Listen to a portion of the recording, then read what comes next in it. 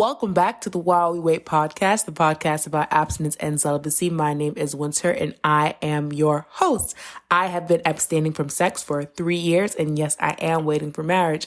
Season 2 is now sponsored by, and yes, that's the entire season. Season 2 is now sponsored by Shiriko. Shiriko is a Black woman-owned soy wax-based candle and more company. They are based in the Bay Area, California. You can find out more about Shiriko by visiting www.shopsharico.com. That's www.shopsharico.com. I'm super excited for season 2. We're bringing you guests, we're bringing you games, we're bringing you fun, we're bringing you super exciting conversations, we're bringing you music, we're bringing you a lot more this season, and it's all thanks to our sponsor, Shiriko. Once again, this entire season of While We Wait, the podcast about abstinence and celibacy, is brought to you by Shiriko, a Black woman-owned soy wax-based candle company based out of the Bay Area, California. And not only do they make soy wax candles, they make reed diffusers, linen sprays, body products, shower products, and more. It's self-care in a luxe way. All right, so we're just jumping into this video. Before we start, I'm going to open up this wine. Yes, it's a twist off top because that's my business. And we're going to get right into it. So today's episode is about transmuting your sexual energy because this is super important because basically we all have a lack in balance when it comes to our sexual energy. I don't think a lot of us are thinking about how balanced we are sexually because in your sex education, nobody is discussing balance. I don't think we're taught how to balance or transmute. Well, I know we're not taught how to balance and transmute our sexual energy. And these are practices and things that are extremely important to me. I'm going to be reading some things to you guys. And in the show notes, you will be able to find all of the links to basically everything here. You can liken it to a works cited page, basically. So we're going to be talking about my own lived experiences. We're going to throw in the research. We're just going to be doing a lot of things in today's episode because it's a topic that I'm really passionate about and I wanted to bring it all to you today. Pretty much for like forever, right? I've had this feeling that there is an imbalance and I want to find where is our balance? How can we bring ourselves back to center sexually? Because I want us all to feel balanced in our lives. Sex is a very balanced action. You know, you feel me? It's a very balanced action, yet there's such an imbalance in the world with how we're all engaging with sex. Sex does not happen when there's an imbalance. I think honestly what happens there is a theft. And I stand firm in that belief. When you engage in sex during an imbalanced state of being, you are either taking or you are allowing someone to take from you what they do not deserve. That is your balance. So here's why I'm talking about and why I always talk about transmuting your sexual energy so often, because we have to find our balance. I'm not the sex police. I'm not here to convince you that you should be abstinent or that you should practice tantric sex or that you should bend your knee to transmuting your sexual energy. I just believe that it would be a benefit to you to try for some time. When you don't have balance, you overindulge because you're trying to fill where you feel there is lack. I'll say that again. When you don't have balance, you overindulge because you're trying to fill where you feel there is lack. Understand that right now, you're not lacking in any aspect of your life. I don't care what you believe, because if you have the ability to tune into this podcast right now, your life is perfect. I let you sit with that because I want you to really sit with it. I don't care what you believe, because if you have the ability to tune into this podcast right now, your life is perfect. Your life is perfect because you are alive and you have breath and you have the choice to be listening to a podcast right now. So honor that. When we believe we're lacking, we tend to overindulge and fill our space with things that make us feel good in the moment, but those things are not nurturing to us. They are not nurturing us. They're not feeding our spirit and bringing goodness to us. They're just distractors. They're distracting. Stop distracting yourself from feeling. If you feel out of balance, you are. So don't go trying to stuff that down into someone else's body by having sex with them. Do you know how selfish and dangerous that is? To take your bullshit and pour it into someone else under the guise of pleasure. Pleasure for whom? Pleasure for you? It's not pleasurable. You're lying. Pleasurable for them for about however many minutes until all your bullshit settles and they realize now they feel like they got some bullshit because it's your bullshit. So maybe they're there for the pleasure, but you're there for the healing. And you haven't gotten their consent for this healing. So stop doing that for people. Like, just stop doing that to people. Lust is what leads us to make those kind of choices, to burden others with our sorrows in the name of a good suck and some wop. We don't only lust for sex, we lust for healing. And I'm calling it lust because you're not willing to do the work. Not always. When you lust after something, you have such an intense desire to obtain it, but often with minimal effort. Because you want it right now, not later. How long are you going to keep lusting for healing before you start doing the work? How long are you going to start? How long? How long? How long before you start? How long are you going to lust for healing before you start doing the work? How long will you keep up this kink of succubus nature? I'll say it again. How long will you keep up this kink of a succubus nature? That being the kink of receiving healing from another's body without their permission. Just because they agree to have sex with you does not mean they agree to take on your insecurities, your fear, your anger, or whatever else it may be that you're trying to balance out in that moment. So talk to yourself, not their body, because you don't reserve the rights to their vessel. And if you continue acting like you do, soon you will learn that you do not, and it won't be an experience you enjoy. So how do you balance your lust, your kinks, and sexual desires? You acknowledge them.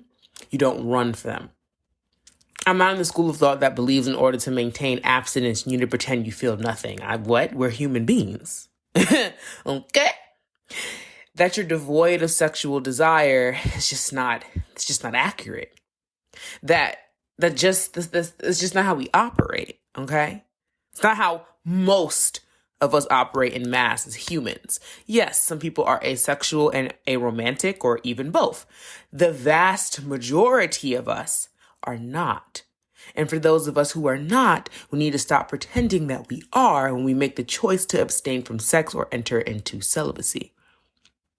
Now, if you're unfamiliar with what it means to be asexual or aromantic, let me explain. Because people think they know what those words mean, and they do not.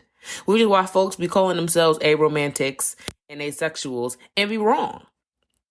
Okay, so first, before I even get into defining it all, let me introduce you to somebody that I love on YouTube. Her name is Coco Chinelo. I hope I'm saying it right. I do apologize if I'm not saying the last name right.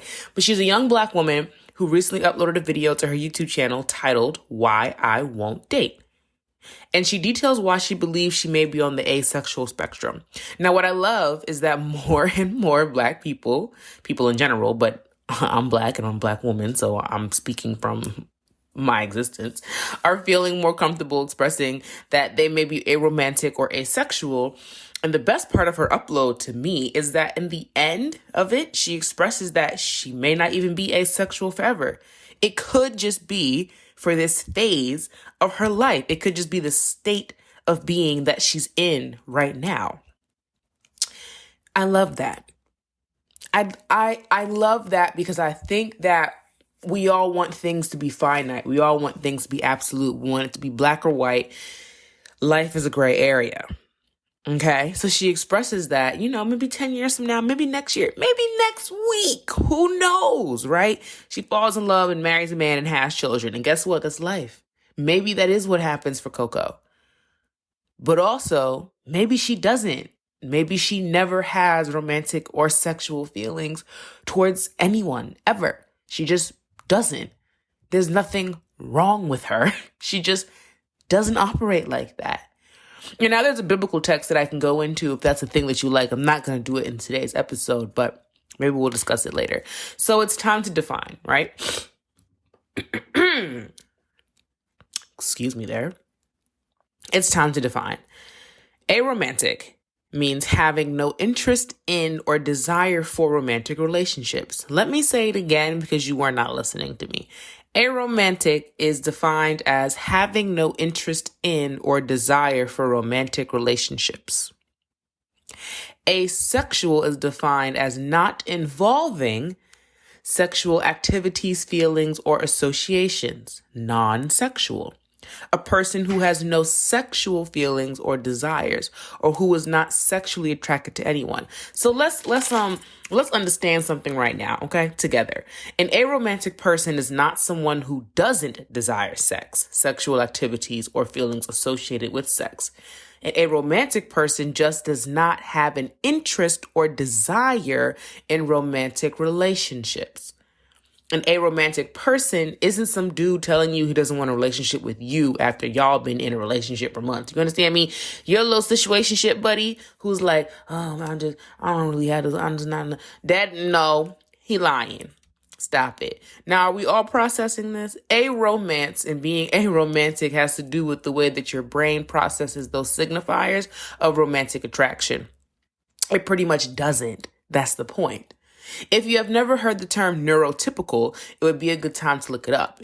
It could be argued that those who are asexual and aromantic are not romantically and sexually neurotypical, meaning the way that their brains respond to what is understood as typical romantic or sexual affection is very different than how most others respond. So it's important to briefly, because I just gave you a very brief overview of it all, get into the science of it all, okay? We have to understand that as spiritual as romance and sex is, it's also scientific. The spiritual and the scientific go together. The spirit is science. Anyway, you need to understand that it's important to have this language and to speak about things like this because everyone is not the typical person. Okay? And I bring all this up to reiterate balance. The better you have an understanding of what you, I want to rephrase because I want to use the right language here. I want to make sure you guys are understanding me to the best of my ability to be understood in this moment. The better understanding you have of how your body and brain respond to stimuli, the better you can balance yourself and your emotions. Coco displayed a very amazing, great understanding of herself in this moment of her life. Sex is balanced. You are not. Maybe. And that's no shade, no tea. Sometimes we aren't balanced, and that will show up in our sexual activity. When a person with a penis cannot get an erection, that's because there's an imbalance. Okay? Even when they're extremely sexually attracted to a person that they're wanting to have sex with, and they can't get an erection, it's because there's an imbalance somewhere. Now, this imbalance could be emotional, it could be physical, but the point is they're not balanced. And we'll have to identify what's not being addressed in their system, their body, their life that is causing the imbalance. It could be the foods they're eating. You know what I'm saying? It could even be the exercises that they're doing. It could just be the way that they're sitting in chairs. There is a myriad of things that are causing an imbalance. So now they cannot have an erection and they cannot perform these sexual activities that they desire. But it all comes back to being out of balance. Okay, that's just an example. It's just an example. So I believe that we're taught that there's a power dynamic in sex, right? Someone is in control and someone else is submitting. And I want to challenge that. Okay, I want to challenge that because I believe that transmuting your sexual energy can help you push back against that imbalance and find balance. Transmuting sexual energy is easy. First of all, energy follows intention. So what are your intentions behind your sexual energy? Where is it coming from? What is the intent?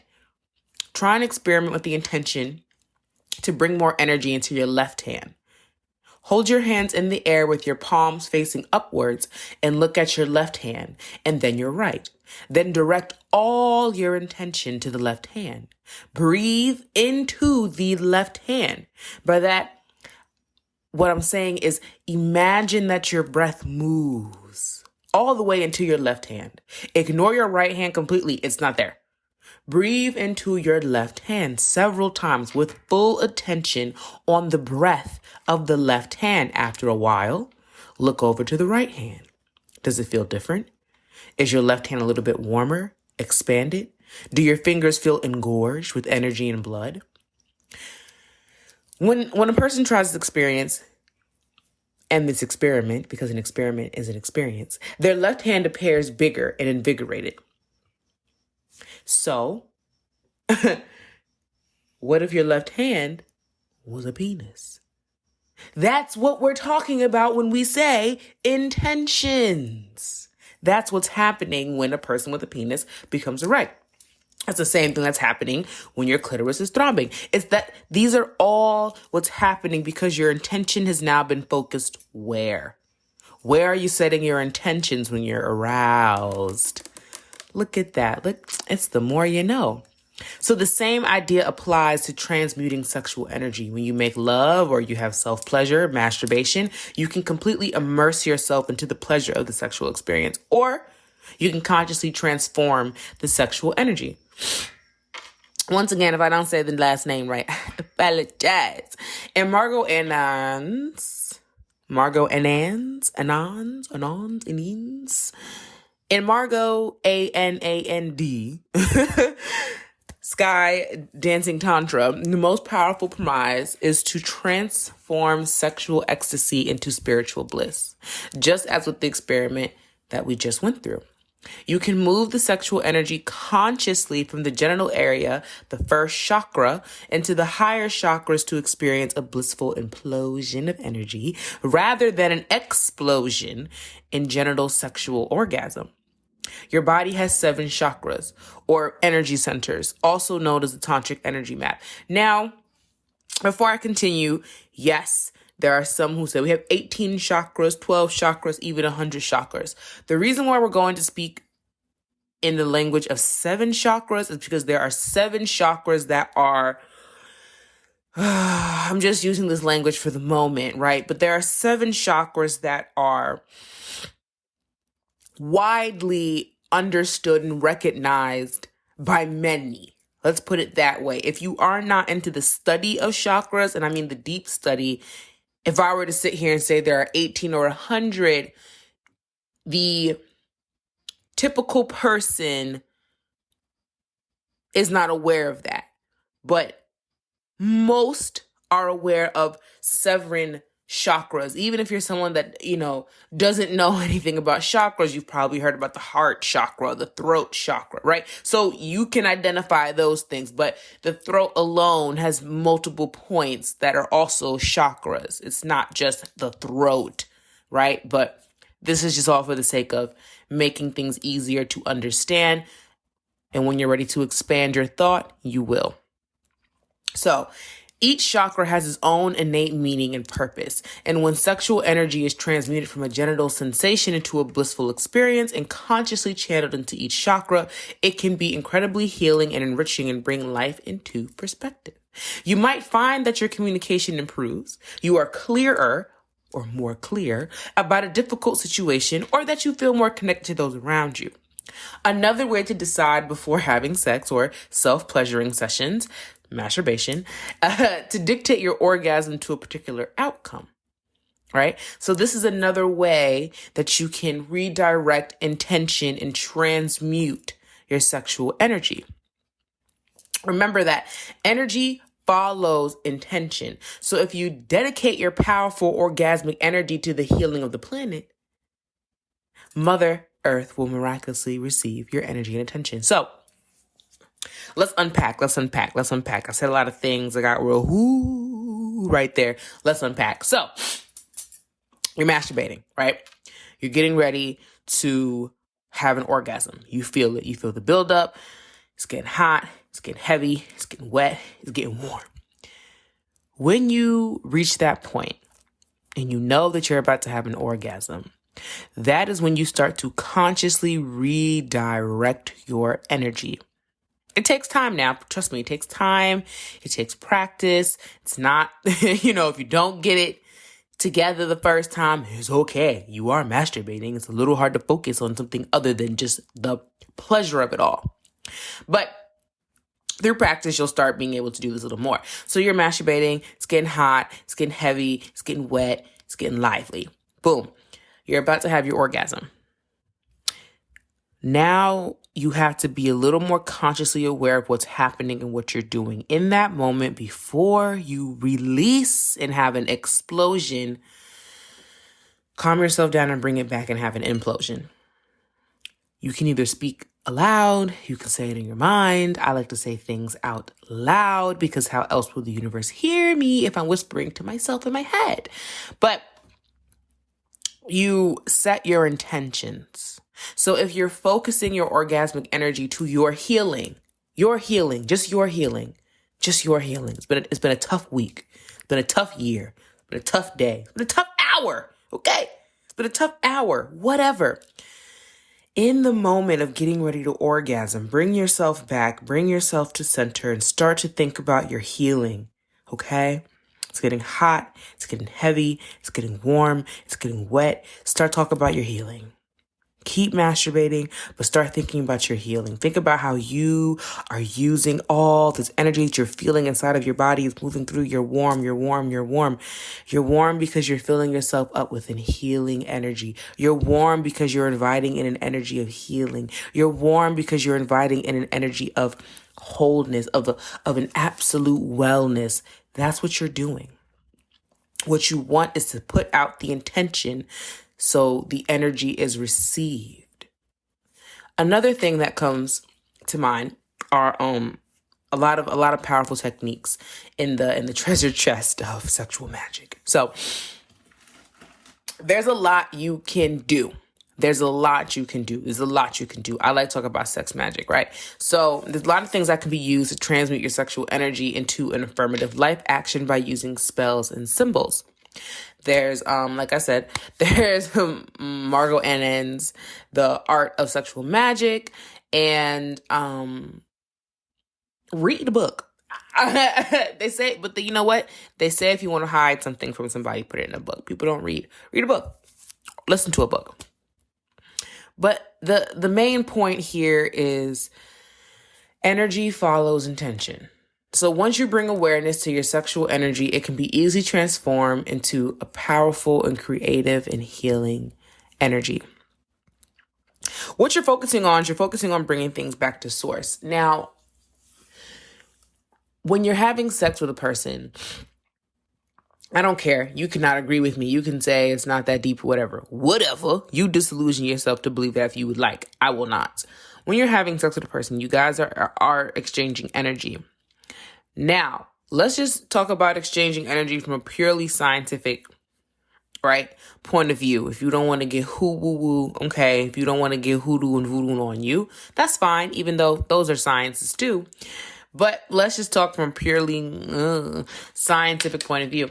When you are having sex, you are exchanging energy. If you were to set up a thermo reader, right, to look at the heat that is being dispersed from your body and another person's body while you're having sex, there are real studies that are done on this. You can quite literally see the transference of energy between the two bodies. You can see how one body is heating up another body. You can see how the other body is cooling down another body. Your bodies are literally doing things to each other that are transferring energies and influencing each other. Now, imagine what happens when you have sex consciously. Not just for the pleasure, but for the healing, for the transformation, for the abundance, for the power, right? Think about that. Sex is a driving force of nature, from the pollination of plants to the biological urge to reproduce in animals and humans alike. It's therefore not surprising that most of our energy arises from our libido. Stop. Do you know that your sexual energy is literally the most powerful energy that exists within you? For the most part, we are humans, we're mostly driven by our sexual energy. What arouses us is what gets us going. What arouses us is what gets us going. I cannot think of it verbatim. And I can't get I don't remember the exact, but basically there's a saying that,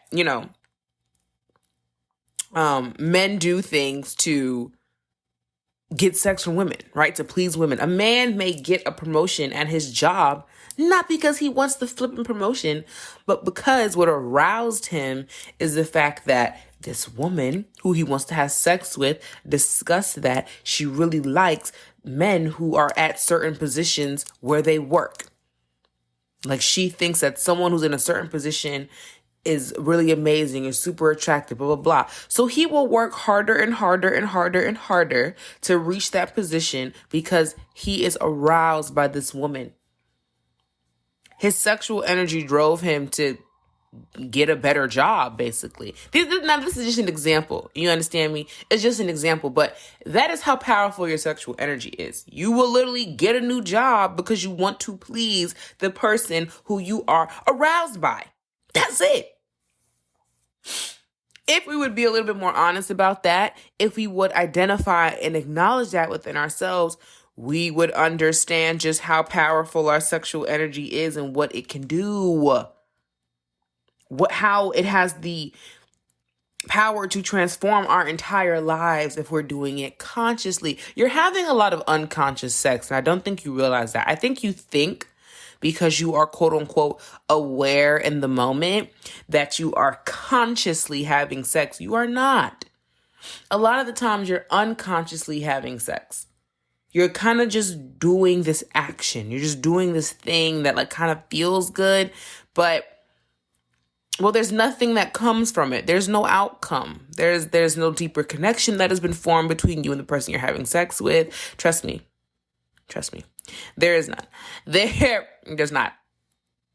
You have not manifested during the sex. Nothing has come. Nothing has come from having sex except for it felt good for a couple minutes, or it felt good for an hour.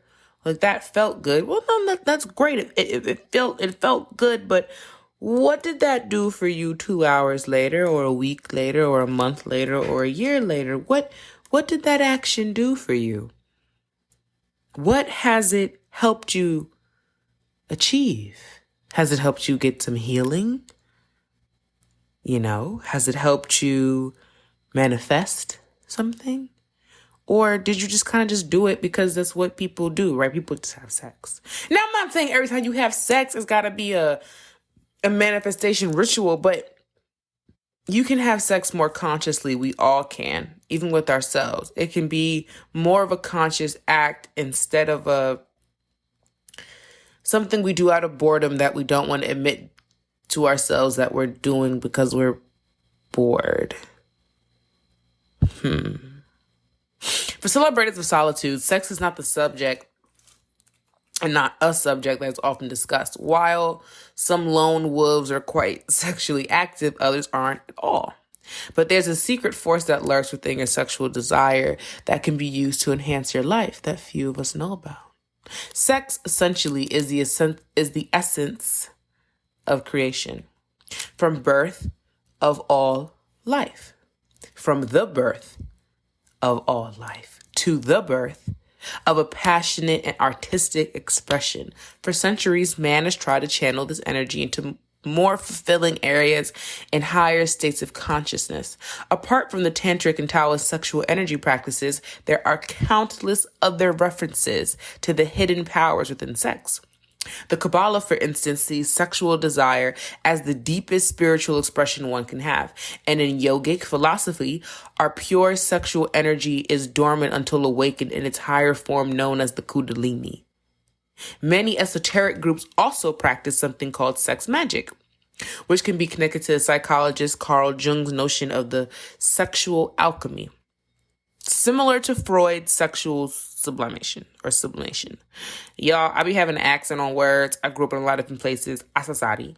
This essentially says that with enough will, we can transform the raw energy from our libidos into golden creativity. Famous examples of practitioners of this transformation of sexual energy into creative energy include Nikola Tesla, Richard Wagner, Dante Alighieri, Beethoven, Homer, Henry III, Leonardo da Vinci, tons of people.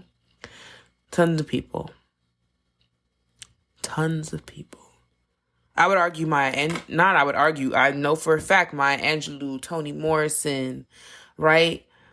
These are people who really, really, really focused their sexual energy into, extreme creativity.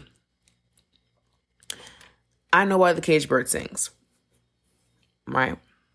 If you know the backstory, if you have the context, you know where that comes from. And if you don't, I guess I'll get into it a little bit now. And I guess I should say, warning, right? Trigger warning, I guess, because trigger warning, because rape and things like that. So, I Know Where the Caged Bird Sings is a 1969 autobiography describing the early years of Maya Angelou's life. And if you are unaware, Maya Angelou experienced extreme sexual trauma that led her to not speaking for years. And through this traumatic event, or multiple traumatic events, and believing that her voice had caused the death of her abuser, she stopped speaking. Now, what Maya Angelou achieved, continues to achieve as an ancestor now, but what she achieved in her life, Dr. Maya Angelou, achieved in her life, can be attributed to how she redirected her sexual energy. First of all, she had to reclaim it because of a theft, because of an extreme act of violence against her. Maya Angelou is one of the most important poets and authors of this century. And there is not much discussion around the transmutation of her sexual energy that led to her creativity. Now, although she has touched on it a few times in interviews, I really wish that there had been an interviewer who discussed it more. And I'm just providing that little bit of context and information because that is a very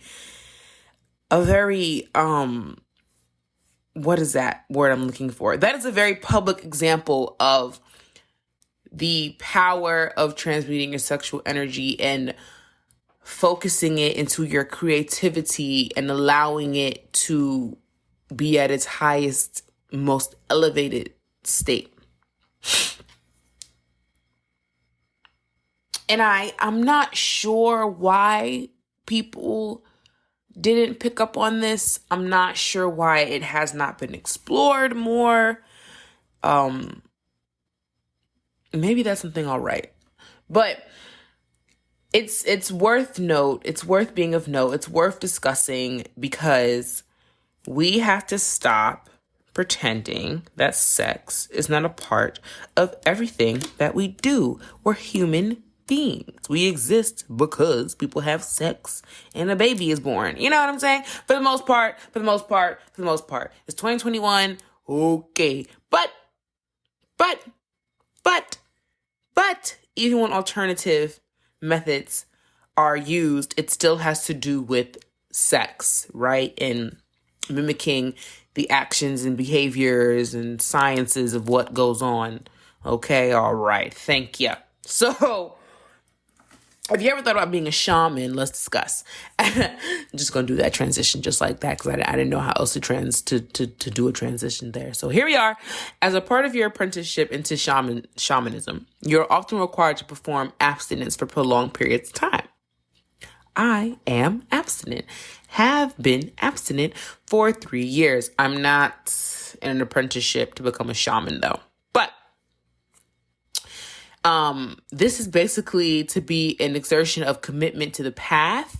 It's a trial in developing willpower and focus despite one's natural instincts. Because it's, like I said, Most of us are not asexual or aromantic. Most of us have very strong, intense feelings and desires for romance and sex. So sex during that stage of a person's spiritual path can be seen as a distraction. It could be seen as wasting the body's energy and motivation. Now, what a person may experience during this time of abstinence is increased amounts of energy, focus, and creativity. I can directly speak to this. In my 3 years of being abstinent, I have noticed an increased amount of creative energy. I've been creating more than I've ever created. I think maybe in the last 5 years, I've been writing more. I started this podcast. There's been so many ideas that is flowing. They're flowing to me. So many ideas. I'm writing them all down. And also, when I'm writing them all down, I'm not forcing myself to flesh them all out in the moment. When I receive messages and downloads, I just try to write it down. I'll come back to it, whatever. But I have been so energized, and it's like a buzzing energy. It's like when you're a little kid and you get the little sugar sticks, and little straws. You rip it off and you dump all the sugar in your mouth, and you're like hyped up on sugar. That's how I've been feeling for like 3 years when it comes to my creative energy, and I've been producing.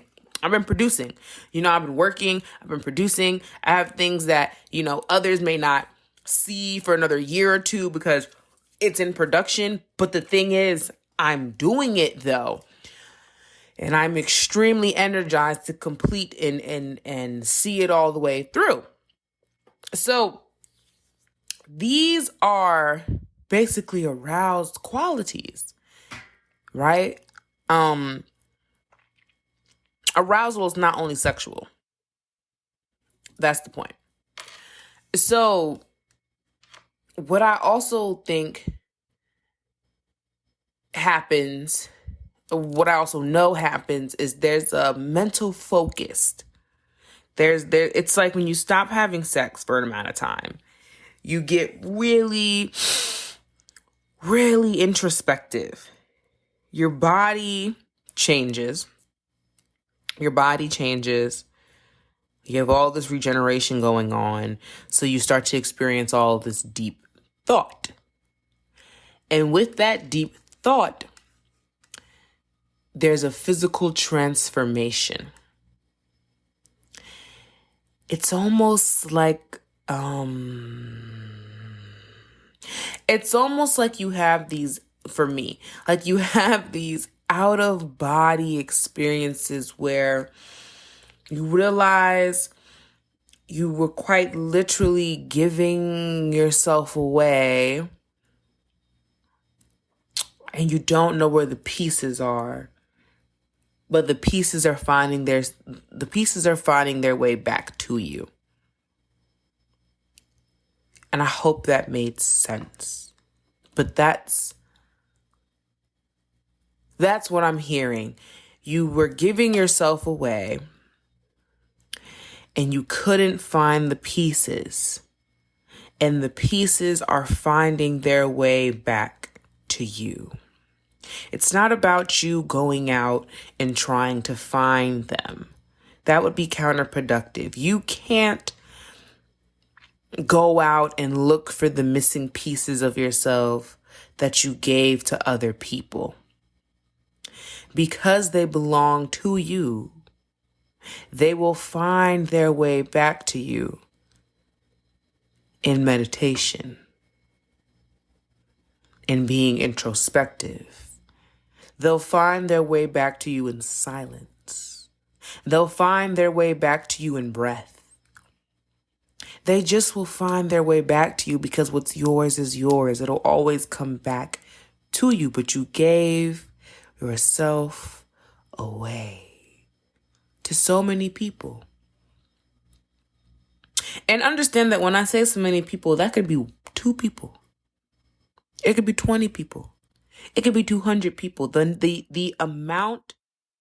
Hey listeners, today's video is brought to you by Shariko. That's right, we have a sponsor. Shariko is a soy wax-based candle and more company based out of the Bay Area, California. Founded by Danita Cherie, Shariko brings you the best of luxury soy wax candles and more. She makes reed diffusers, linen sprays, body oils, bath products, and honestly, you are going to want everything she makes in your home. I met the founder and CEO on Twitter in the end, I want to say, towards like the end of 2019, start of 2020. Interviewed her for a podcast, and here we are today. Danita is an amazing, amazing young woman who is building this company right out of her home. Please make sure that you tap in and shop with Shariko. You can purchase everything that I've mentioned here, from candles to body oil to linen sprays to reed diffusers to bath goods at shopshariko.com. That's www.shopshariko.com. Shopshariko.com. Okay, it's just self-care in a luxe way. That's our sponsor, and I'm so excited. Can y'all tell? I am geeked to have a sponsor. Shop Shariko. You won't regret it. Self-care in a luxe way. So many ideas. I'm writing them all down. And also, when I'm writing them all down, I'm not forcing myself to flesh them all out in the moment.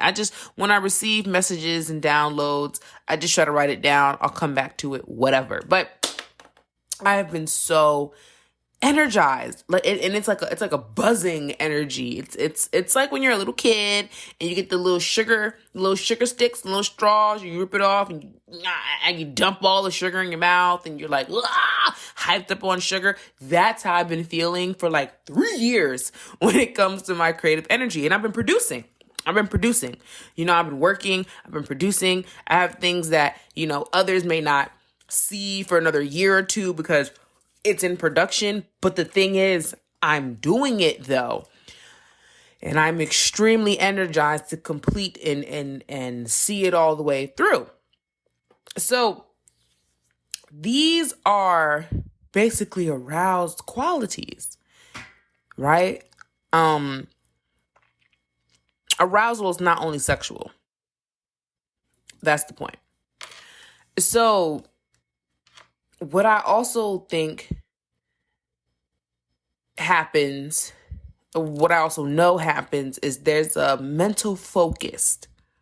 It's like when you stop having sex for an amount of time, you get really, really introspective. Your body changes. You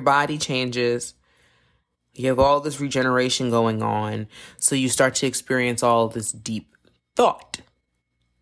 And with that deep thought, there's a physical transformation. It's almost like you have these, for me, like you have these out of body experiences where you realize you were quite literally giving yourself away and you don't know where the pieces are, but the pieces are finding their way back to you. And I hope that made sense. But that's what I'm hearing. You were giving yourself away and you couldn't find the pieces. And the pieces are finding their way back to you. It's not about you going out and trying to find them. That would be counterproductive. You can't go out and look for the missing pieces of yourself that you gave to other people. Because they belong to you, they will find their way back to you in meditation,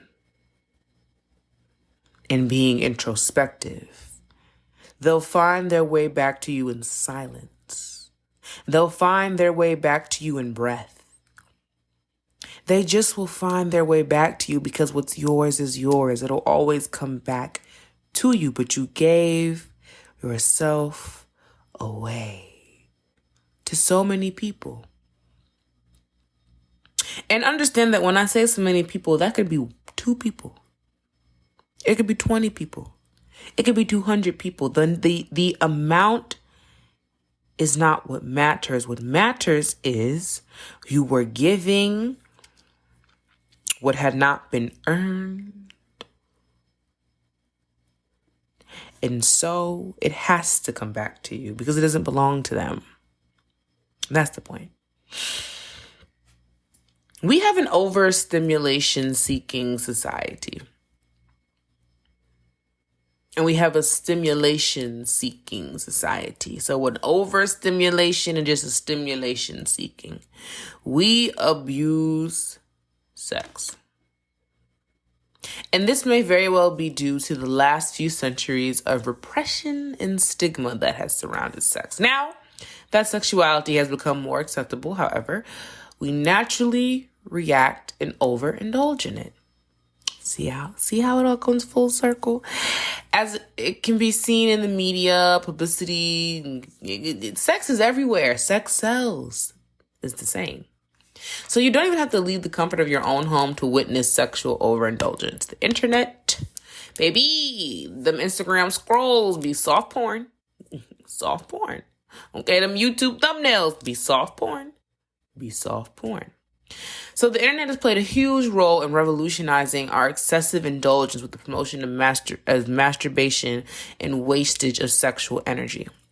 The amount of time wasted browsing porn sites and the dehumanization of women and men and all peoples, non-binaries, okay, non-gender conforming, we all here, by teaching us to see them merely as forms of flesh to be used and discarded. Here's the thing. Porn.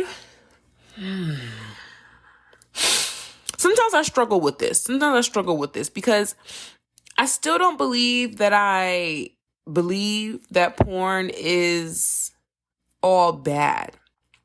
I think there can be ethical porn.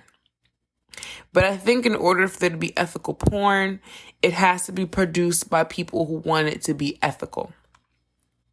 Like I said, and like I often say in these episodes, I'm not the sex police. So although this podcast is about abstinence and celibacy, I am not here to tell you to do these things. I am not even trying to inspire you to do so. I'm just here to share my opinions and my lived experience because I'm now 3 years abstinent. And porn has always been something that I have struggled with my politics around it. Porn is, I think, inherently bad. It's bad. Porn is so bad. Porn is so bad because it is not being produced from a place of trying to educate, of trying to uplift. Porn is not being produced from a place of wanting to be inclusive. Porn, I think, in the way that it is produced now and historically has always been to commodify people, the people in it.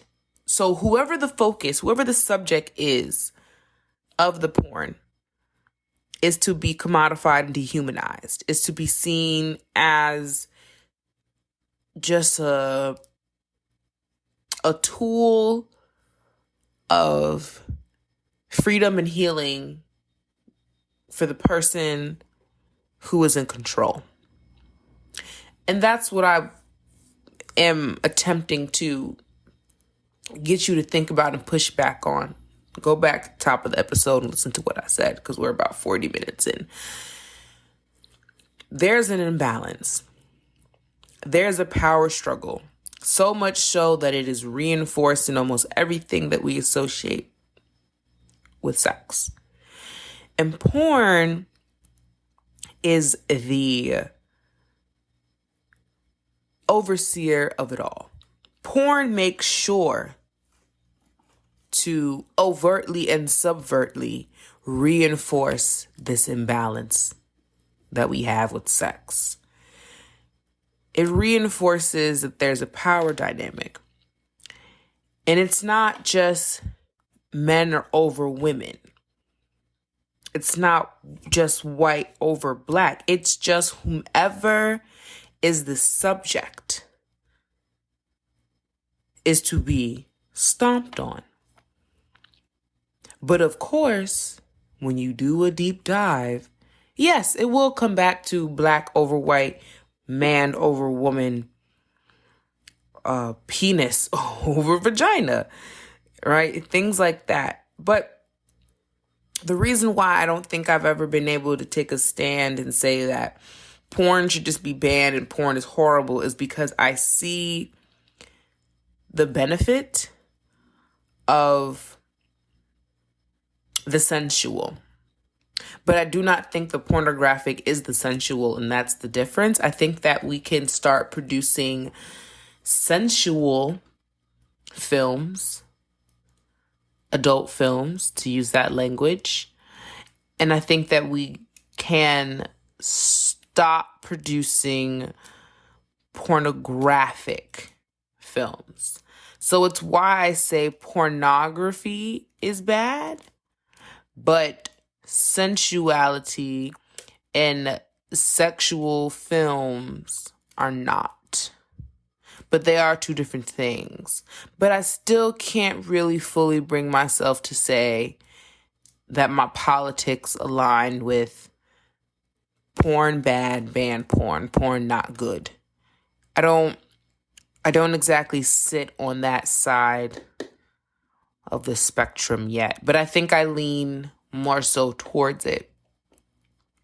Pornography is interesting because unfortunately it's where most of us are introduced to sex. And what that does is it warps, damages, and perverts our understanding of the bodies that we're seeing in front of us, of the genitalia that we're seeing in front of us, and it already begins to give us the power dynamic. So that's why fundamentally, I would say 90% of people who are sexually and romantically neurotypical, so to speak, have a sexual imbalance because of just how we are introduced to sex.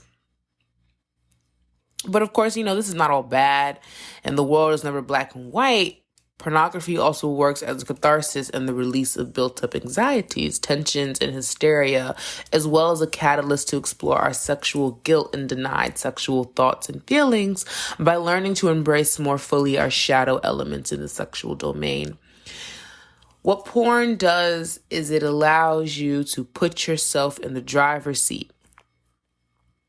Porn gives many of us who feel that our sexual desires are not to be spoken aloud a place where they are favored, a place where they are normative.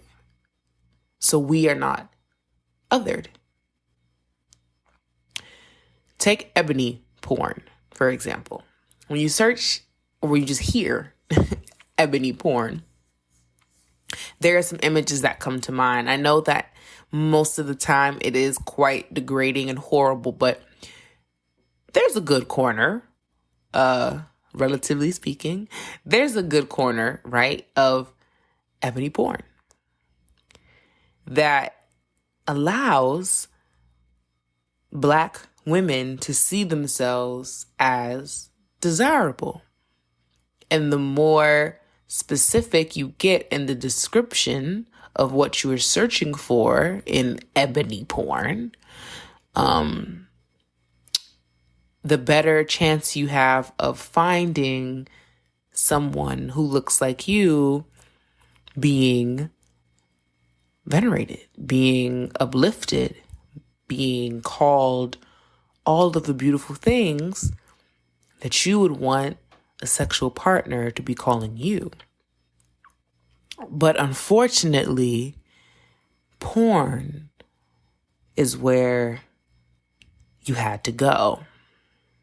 And I say that because porn should not have to be where we are seeking refuge. And as much as media now plays a role in determining what is attractive and what is not attractive, what is sexually desired and what is not. And it always, now don't get me wrong, media has always played a role, but there wasn't Instagram in 1932. That's what I'm saying here. So as much as it plays a role, and as many R-rated, and mature films that get put out in the theater, and y'all know some of these films be about just soft porno action films. Y'all know that.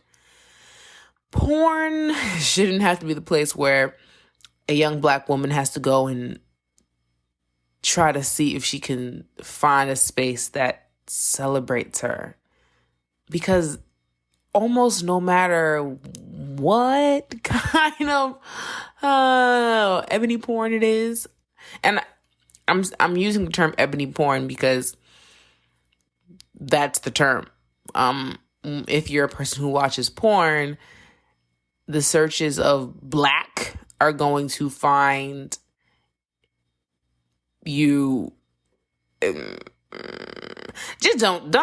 If you're a person that watches porn, you search Black whatever, it's going to probably show you some very racist, very triggering, very horrible things. I've made the choice to stop watching porn. But when I did watch porn, searching Black, I'm pretty sure when I was younger, I cried because of some of the stuff I saw. And I wasn't even watching the videos all the way through. It was just like the thumbnail alone or the title alone. The racism of it all, right? The violence. And now you're a 15-year-old Black girl, 17-year-old Black girl, 22-year-old young Black woman. It's jarring. So Ebony, which I think is hilarious, Ebony usually gets you more palatable results. Things you might want to actually watch and things that, you may see yourself represented in a much better light. But, it's difficult. And I think that's also why I can't say I'm 100% leaning on porn is bad, because I know for me, when I was trying to figure out how I viewed myself sensually, I turned to porn because it wasn't like popular media was telling me that I was sexually desirable and attractive, but porn was. And I got really good at finding porn that was really uplifting and wasn't super degrading. Now, all porn is degrading on some level. All of it is. All of it. All of it is. All of it is on some level. Unless it is specifically being made to combat that. I think Young M.A. does a good job at that. I haven't seen her adult films, but I've heard that, and I've read reviews, that her adult films do a very good job at not being these disgusting degradations of Black women and the female body. So I would say that's a really great thing. I know that now, fortunately, there are more made by and for women porn that is being put out there. So, the porn industry is changing as well. So that's something to keep an eye out for and be aware of. But I don't think porn has to be abolished. I think it needs to be reformed. I think porn at its core is really just supposed to be expressions of sex, right? Expressions of sexual identity, expressions of sensuality. But there are extreme perversions, and those perversions being degradations, and we have to discuss that.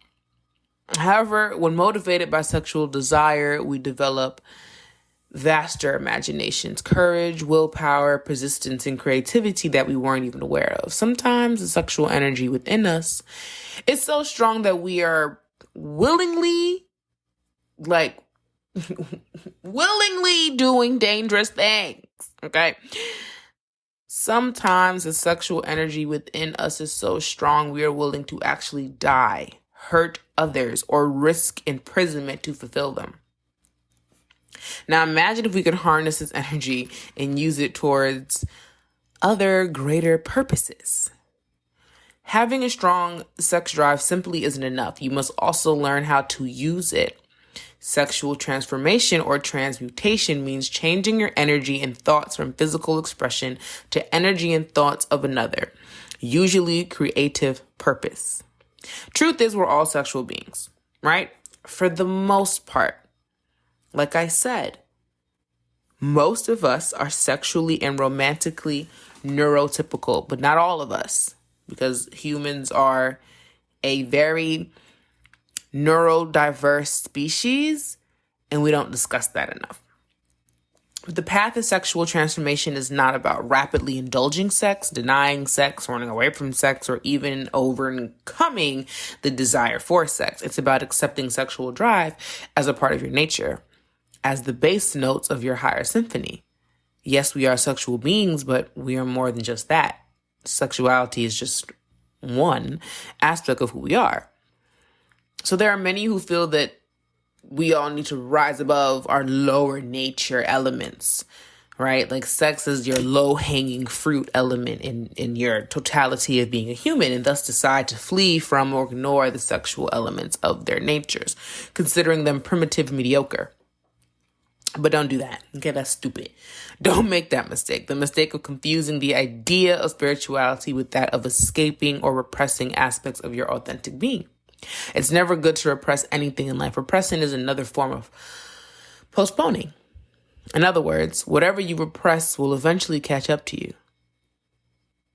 Energy never dies. Sexual energy cannot be created or destroyed. It can only be transformed. So there are a couple experiments that you can try. There's a 7-day experiment. For a whole week, try abstaining from any sexual activity, either alone or with someone else. After the week, explore how you think and what you feel. While some people will benefit immensely, others will struggle with built-up negative energy, anxiety, frustration. You might get grumpy. The experiment will inform you of what areas you need to be working on in your life, and if you are ready for an energy transformation in your present state. Do you realize that when people are not having sex, sometimes they can get violent? Violence is not just an action. Raising your voice can be an act of violence. People get disorganized sometimes when they're not having sex, and that's why you need to practice not having sex for a while, because it'll bring your attention to what you're using sex as a distraction for. I'm calling you out. I'm calling you out. You are using sex as a distraction somewhere in your life because you're not consciously having sex. I know you're not. You're just doing it. You're just doing it to do it. Because I used to just do it to do it. We all just did it to do it. Now stop just doing it to do it and start doing it with intent. There's an observe non-judgmentally, exercise and activity. While abstaining from sex, allow any feelings that arise with you to just come without any judgment. See them as they are. They're natural. Simply observe what these desires and feelings are telling you about yourself. So that means even the invasive thoughts, the thoughts that are not nice, acknowledge them, Let them move through you, okay? Say, I hear you, thought. I see you, thought. I acknowledge you, thought. And then have a conversation. Try refraining from labeling them as sexual energy. Treat them as a sensation. When you experience, like, it's just like when you experience something that's hot, right? Or something that's freezing. Experience them without any expectations of getting rid of them. Some people, by simply observing, have orgasmic rushes of energy without any physical stimulation. Then, if you are a person who is engaging in sex and sexual activity, keep having sex. It's extremely taxing becoming aware of your sexual energy. One way to overcome that is to, keep having sex, but not reach the point of ejaculation or orgasm. So basically edging, it's an ancient tantric practice, and you'll immediately begin to experience the effects such as increased energy, focus, and inspiration. To engage in sex that awakens your sexual energy, and in failing to reach its climax, it will remain within your body for a few hours at its peak state. See, so here's the thing about edging and orgasm denial, basically. And why orgasm denial is so orgasmic. It's because you're basically taking the energy of your orgasm and just introverting it. You're putting it back in. You're having an implosion instead of an explosion of energy. So instead of releasing all the energy out into nothingness, you're imploding it all right back inside of you. So it stays. That literal energy stays inside of you. And then it does something else. And what that something else is, you decide. That's your intent. Sexual experiences are one of our first spiritual experiences in life. It's the moment in time we fill ourselves with a calm, present awareness, completely absorbed in the now through sexual orgasm. So I really hope that the articles that I read to you all today were helpful. I hope that the personal experience, lived experience, and activities I provided to you all today were helpful. And I just hope that you allow yourself to embrace the spiritual and creative power that exists within your own sexuality, rather than rejecting or throwing it away.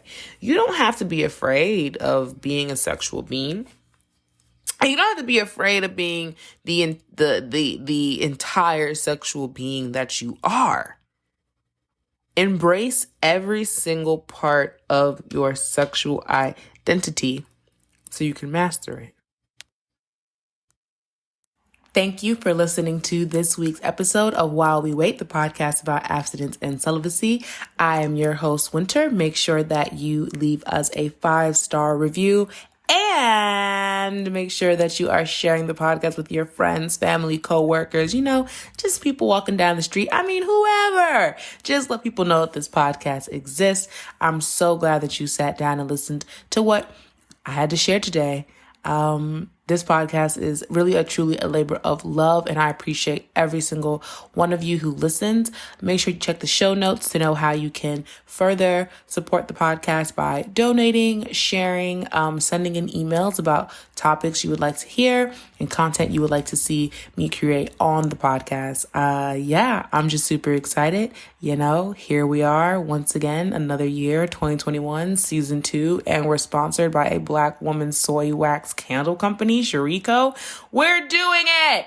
So thank you for listening, and make sure you check out our sponsor for the entire season, Sharico. That's www.shopsharico.com. That is shopsharico.com. It's self-care in a luxe way.